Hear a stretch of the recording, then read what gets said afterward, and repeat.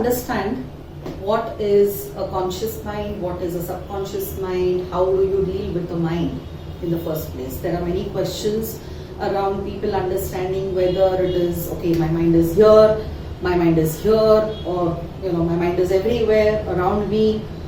All these questions, हे सगळे questions येत राहतात सारखे. तर आता conscious mind आणि subconscious mind is exactly what? Okay, we have two minds. Okay, so is it upper level is conscious mind, lower level is subconscious mind? N number of questions will come up in your mind again, but let's come out with it. Yeah, so let's understand with some graphics also, because it will be much more easier for people to follow, and there are good diagrams which I have. So let's go with the presentation and I will be explaining parallel. Okay, so what is a human mind? A human being where there is a thought, right? So let's say there is a thought about something that I want to do today evening. I want to prepare some kind of a dish. That's one of the thoughts. That thought comes up, and then, okay, what do? Okay, I want to prepare it. So basically when you want to prepare it, there needs to be some kind of preparation. Dish कुठली बनवायची म्हणल्यावर की मला त्याचे ingredients आणि सगळी तयारी करायची. मग त्याच्यातनं काय करायचं? मग ते जेव्हा the moment I start thinking about it, there is something which is called as emotions which comes up. So what are the emotions which come up? These are the emotions. The thought brings out the emotions. The emotions will bring out the energy. So if there is something which I want to make, which I love, there will be energy in my body. And all of it is going to be coming down into the physical body because you start feeling energetic. Let's take another example. Let's say today evening you have to sit for a class. The online classes, right? The moment that thought is there, naturally it comes out as, oh, it is compulsory. I have to sit for the class. So the thought comes up, oh my God, what if I skip it? It will be good. Arey nahi, kaitari hu de. Internet is banda padu de. Something of that sort. So when you are doing something which you don't want, that thought comes in your mind. That energy is also created where it goes low.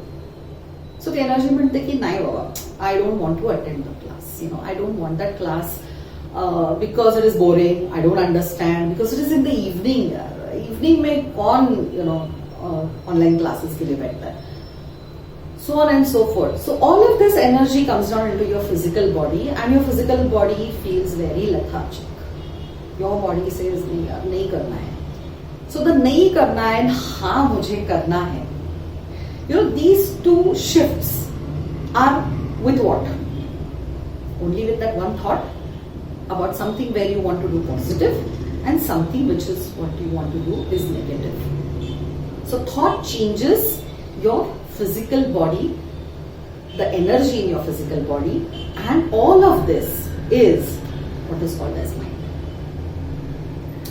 So the mind is everywhere around you. So let's see how the mind is. So look at the beautiful picture. So it is all around you. So is it the aura? Aura is something else. Yeah? But the mind is definitely all around you. You have the positive thoughts. Your aura carries all that positivity. That is the mind. So the thought is in the mind, but the aura is around you. So you connect with a person who has a positive aura. You also start feeling very energetic. Haven't you seen that? You go to an unknown party, you are going as a friend's friend. Okay, you are invited for an engagement and you don't want to go. You are saying, no, I don't know anybody there. I mean, what am I going to do? I'll be getting bored.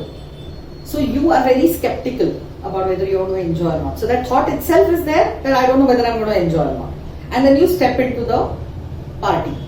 And then you are a little bit reserved. You are not openly talking to people. And then suddenly you meet somebody, okay, and that person is so energetic, and that person is giving you that complete focus, that complete attention, and okay, how are you, what are you doing? So that person is giving you that attention which none of the other people are giving you all around. What happens to you? Wow, I got attention. This is a basic human need. And that thought itself that I am important to this person creates this aura around you also, because that aura is contagious. He is happy from within. He spreads it all around himself like a halo. And he is giving it out. So your aura and his aura come in a close contact. So you are standing in front of him and you are interacting with him. Your auras, the exchange of the protons is amazing. So he is spreading all that positivity with you, where you had actually entered with electrons. Negative thoughts, I don't know whether I'm going to enjoy or not. And then suddenly you meet a person who has a super positive nature. You can change that. This is the mind's power. Just a small example of it. You have many more. Yeah. Let's go to the next one. So the mind, let's say, how is mind? So right now we saw a huge sphere around the person's physical body, right?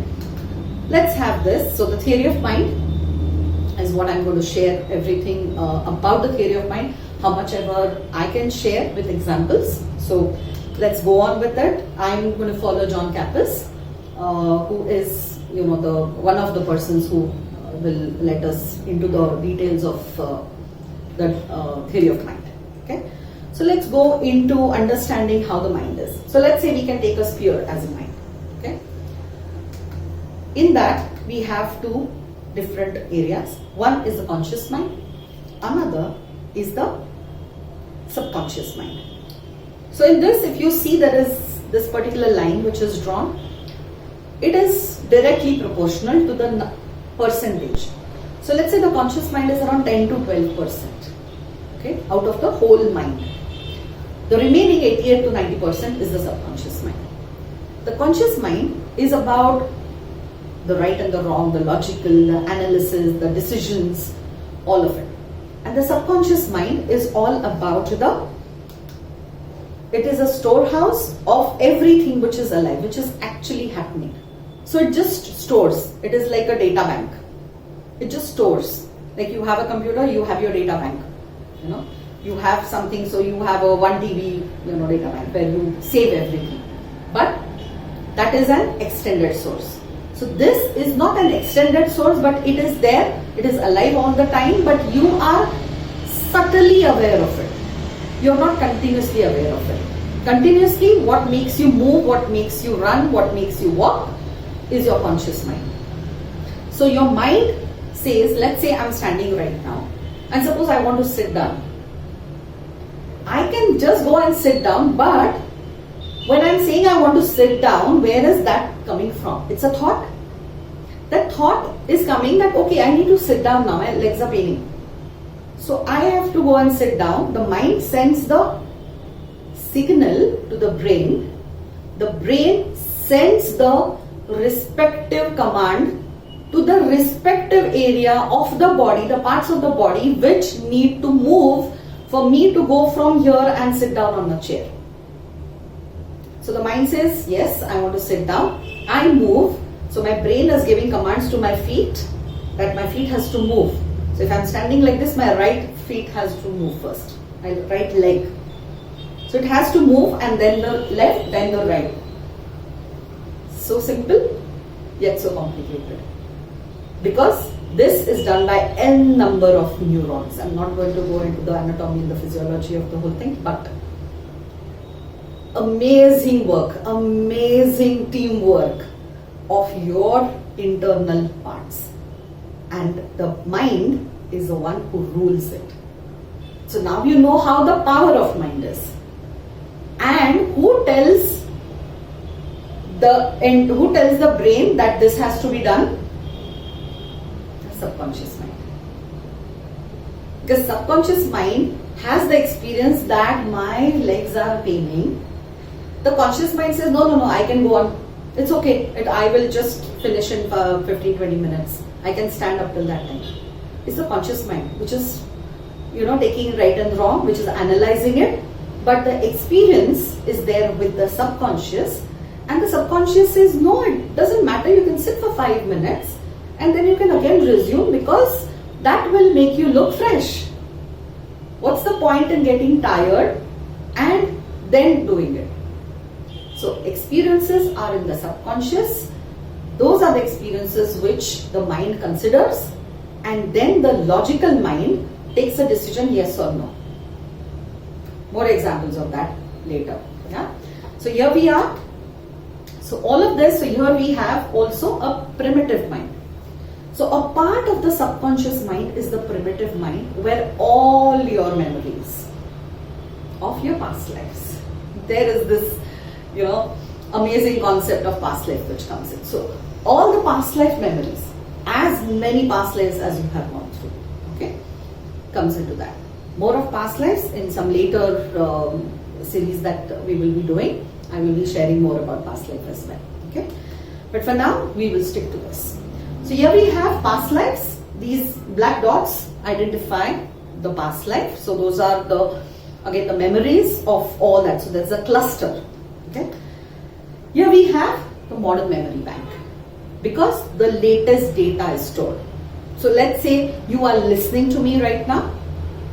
You are also looking at this. So your eyes and your ears both are working. All of that will start getting stored as per your patterns. Okay. So let's say these are your associations. Now what is this? So let's come back to the basics of it now. So we understood about the conscious and the subconscious mind and the primitive mind. Now, when a child is born, for around 2 to 3 months, the child does not know anything. The child is only in the survival form, where it is only about, I'm feeling hungry, I'm going to cry, my nappy has to be changed, or I have to be picked up. These are the only instincts that the child has. Otherwise, the child does not know mama, papa, nothing at all. The association at that time. So many times we have examples. So in our study about theory of mind, we have lots of case studies and we have lots of examples where it happens that a child, let's say, is very young, but the child starts crying at ungodly hours in the night. That may be because of he's feeling hungry, but it can also be about something else. It can be something about some dream that the child has seen. There can be an association with anything else. The child smiles without any reason. There are also case studies where we have had children at that very young age, that infant, they are speaking absolute foreign languages very fluently. So where does all that come from? So before the child starts associating with this life experiences, the child carries the previous lives. It may not be the immediate previous. It can be any of its past lives. All that is what the child is carrying. So the slate is actually clean for this life, but he has a previous memory, a memory bank of another slate is opened up, where these are the associations which he has. Yeah, so for fun, this is like Dilwale Dulhania, and this is another one about, I think it is Devdas.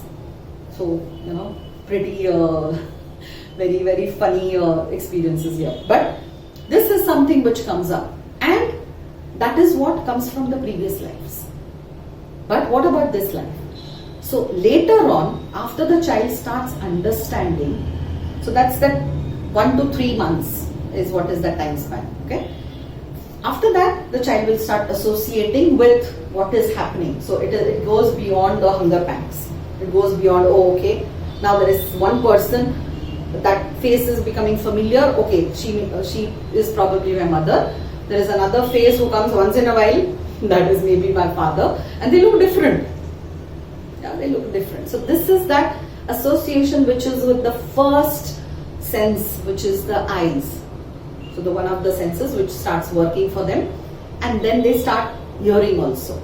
So a child needs to hear the language before the child will start speaking. So let's say a North Indian person living in south of India since his birth will not be able to speak in Punjabi or North Indian language if the child is growing up in the growing up age, if the child is living in the south, because for a very simple reason, everywhere around the child is listening to a different language, to any of the South Indian languages. The slang will be different. And if only the parents are speaking in Hindi, then it will be a different thing. So what is the child hearing is what the child will speak. So this is one of the beautiful linguistic examples which comes up, that the child needs to hear. Similarly, the child needs to hear that he is being acknowledged as a person who knows everything. In the sense, the baby talk that we have normally, oh mere bachcha, oh aisa hai, nahi aisa karna hai, all of that kind of a talk at some point is enough. Because the child can associate. You will be amazed at what is the number of words that the child starts associating at a very, very early age. Yeah, more of it when we see the slides. So here we go on, and we have conscious mind, we have subconscious mind once again, and now we have the flight and the So this is the fight and the flight mechanism which comes up from the primitive mind. And we also have another one where we have the fear of falling and the fear of loud noises. So these are two areas. Let's understand about this. We carry something by birth, which is a fight and a flight mechanism, which is a part of our responses from the brain. Okay. So let's say you are facing a particular situation. You have a choice whether you want to confront it or whether you want to just run away. Choice is yours. It depends upon how you have collected data, how you are, how you have associated everything around you. That's a completely different thing. I'll go into details of those developmental stages in one of my videos later on in the series. But for right now, the fight and the flight. So sometimes some person says, okay, let it come, I will see what has to be done. So that kind of an attitude, okay, I'll see what has to be done, is a fight mechanism. So you want to confront, you want to take up the challenge, The second thing is, oh my God, okay, no, don't misunderstand me. Oh no, fine, it's okay if I'm going back. I don't want to be in your life. No, fine. I'm taking a flight. In this current scenario, in this current situation, and also earlier, but right now it is very much enhanced, I can say. There is a third situation, which is a situation where we freeze. Typically COVID, lockdowns, scary time. You are freezing is you are stuck in a situation, right? So when you are stuck in a situation, 1 day, 2 days, 3 days, what has happened exactly right now? The fear has engulfed us completely. Why? Because we are stuck. And that feeling of being stuck creates that depressiveness inside us, which makes us feel stuck. So since March, since the lockdown, April, May end, June first week, oh my God, it is enough now. 3 months in the house with my spouse, with my mother and father, oh my God, with my siblings, with my in-laws, oh my God, with a bigger family, oh my God, no, I don't want to do that. That is too much for me to deal with. Because otherwise, what would you do? Regular routine? Any fights, any challenges coming up, you will take a flight. You will say, I'm going to the office. This is my time. So, the moment you go to the office, the whole day goes away. You come back in the evening. The same charge which has happened in the morning, the same, whatever clashes you had in the morning are not the same in the evening. That's a flight mechanism. Sometimes you take a fight also, fight situation, and after that take a flight. So it can be a combination of everything. But with COVID, it has taught human beings to face, not take a flight and deal with it. deal with the situations with the head over your shoulders. And that is difficult, because that is not our normal way of dealing. That is not our neural pathway. That is where it is scary. That is where the fear seeps in. And this experience for your subconscious, for any human, this has been new. And that's where we talk about the new normal. Immediately, terminologies, the words just pop out. Because this was not there in your neural pathway earlier. You could run away somewhere. If you can't be in one city, you run away and you go to another city. You go for a solo trip. You go to a friend's place. You go to another relative. But with the lockdown and COVID, that is not possible. And that has taught us a lot of things. And that's where the fear. And that is deep down. That is where it is, where it has the modern memory bank, where the subconscious has all this, so that fear, that one strain of fear going in your subconscious, the subconscious has the capacity, it is 9 times bigger and 6,000 times powerful. So now just think about what will happen if there is 1% of fear going all the way into your subconscious. It is going to become 6,000 times scary. And that's why people are going helter-skelter. People are having depressive mentalities. They are going into depression, stress, panic, anxiety, suicidal attempts. People are just dying. People just feel like dying, which has never happened earlier. So where does all that sit? It sits in the subconscious. So what needs to be cleaned? Not that the virus, that work is being done by the respective people. But what needs to be done is that fear, which is being created all around us and it is swallowing you, that needs to be removed. Now, removing it, is it that easy? No, it is not. But we need to be aware that this is what is happening inside you. The moment you understand that it is building up and it is making your 6,000 times more powerful, that fear, the moment you understand this, you will start dealing with it differently. That is awareness. That is acceptance. And that is the transformation, that is the shift which needs to happen once you understand what is subconscious actually doing and how much is the power. Yeah. So let's go on.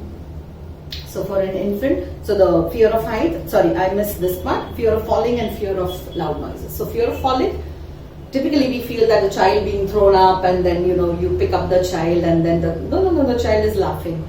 Actually, the child is absolutely scared. The child does not like that throwing up and picking up stuff. So that is one of the basic fear. By birth, it is the fear. Fear of loud noises. It is big. Any loud noise, your heart skips a bit. That is something which is coming right from the birth. All the other fears in your entire life, fear of heights, fear of, let's say water, fear of anything else, fear of, going into social engagement, social parties or anything, all of that are all, later on, all of them are the derived fears from your basic fears. All of them are just extended fears.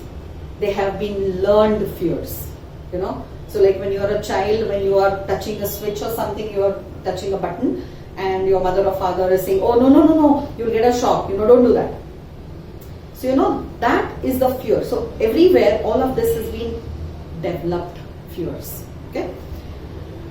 So let's go on to, so this is one of the figurative things. So how have we, so human being has brains, man has brains. So using the brains, what we have done is we have overcome the fears. How are we overcoming fears? These are the examples. So now let's go on and understand where does all this data come from. So in the conscious mind, this data is just being collected because your eyes are open and your ears are open. You can't close your eyes and walk, right?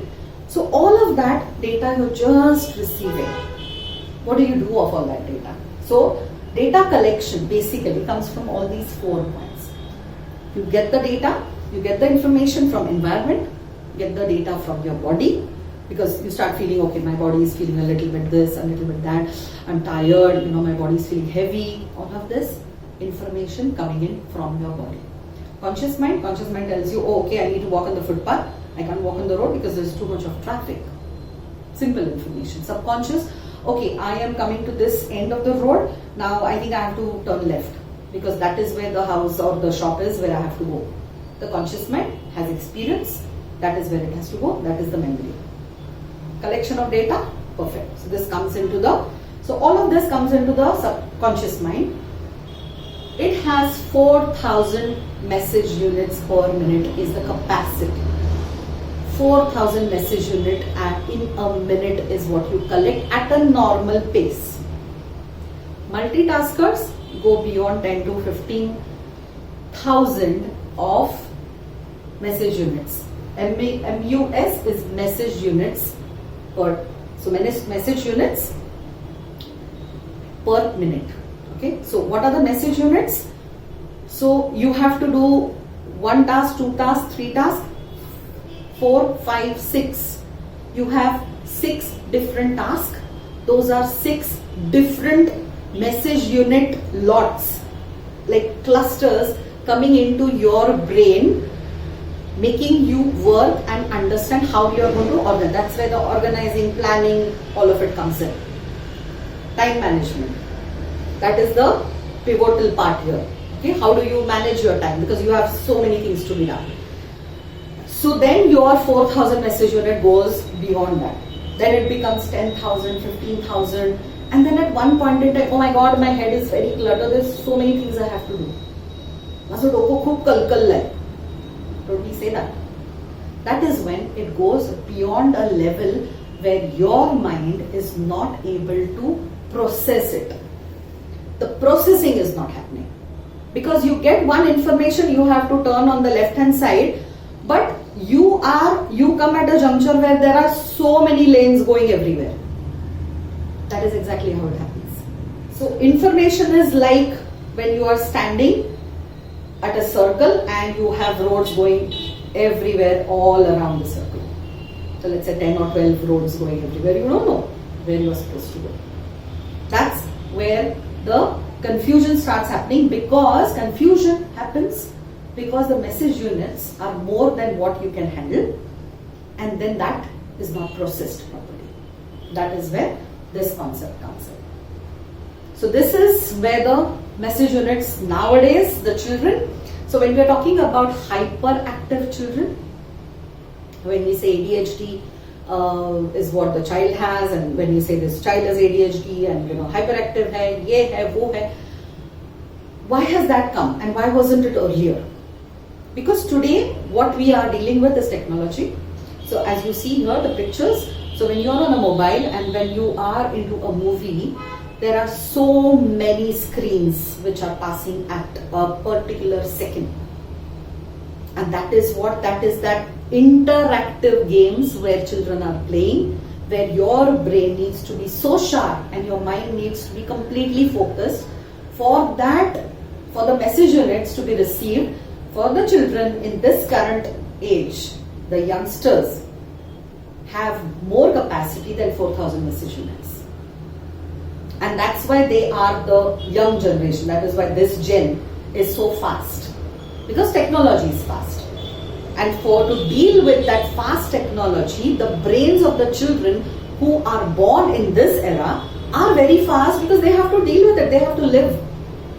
They have to survive in this world of technology. So evolution of the human brain and the mind is also happening because there is a need of that particular evolution today.